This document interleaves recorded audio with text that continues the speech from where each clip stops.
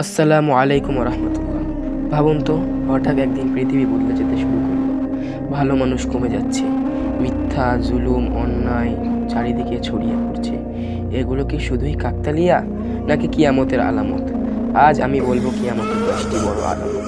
সবচেয়ে ভয়ঙ্কর আলামতটি বলবো একদম শেষে, তাই ভিডিওটি সম্পূর্ণ দেখুন। নাম্বার 1, আমানত নষ্ট হয়ে যাবে। মানুষ ঠিকমতো দায়িত্ব পালন করবে না, সত্য কথা বলা কমে যাবে, বিশ্বাসযোগ্য মানুষ খুঁজে পাওয়া কঠিন হবে। আজ আমরা কি এটা দেখছি না? নাম্বার 2, সুদ ও হারাম ব্যাপক হবে। সুদ এমনভাবে ছড়িয়ে পড়বে যে এড়িয়ে চলা কঠিন হবে। নাম্বার 3, মসজিদ সুন্দর হবে কিন্তু ঈমান দুর্বল।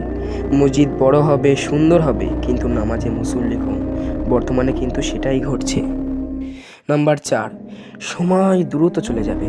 1 বছর মনে হবে 1 মাসের মতো, 1 মাস মনে হবে 1 সপ্তাহের মতো, 1 সপ্তাহ মনে হবে 1 দিনের মতো। আজ কি সেটা ঘটছে না? নাম্বার 5, অশ্লীল প্রকাশ্যে ছড়িয়ে পড়বে। লজ্জাহীনতা সাধারণ ব্যাপক হবে। মানুষ গুনাহকে গুনাহ মনে করবে না। নাম্বার 6, মিথ্যা নেতা সৃষ্টি হবে। অনেক ভণ্ড মানুষ নিজেকে বড় আলেম বা বড় নেতা দাবি করে। নাম্বার 7, খুন বৃদ্ধি পাবে। কারণ ছাড়াই মানুষ মানুষকে হত্যা করবে। এত হত্যা হবে যে খুনকে এড়িয়ে চলা কঠিন হবে। নাম্বার 8, দাজ্জালের আগমন।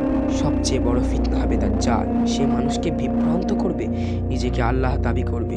যে মানবে দাজ্জাল আল্লাহ, সে দাজ্জালের জান্নাতে যাবে এবং আল্লাহর আযাব ভক্ষণ করবে। এবং যে মানবে দাজ্জাল আল্লাহ না, সে আল্লাহর জান্নাত পাবে। এটা কিন্তু আমাদের কিছুদিন পরেই ঘটতে চলেছে। নাম্বার 9, ঈসা আলাইহিস সালামের আগমন। তিনি দাজ্জালকে পরাজিত করবেন, পৃথিবীর ন্যায় প্রতিষ্ঠা করবেন ইনশাআল্লাহ। নাম্বার 10, সূর্য পশ্চিম দিক থেকে উঠবে।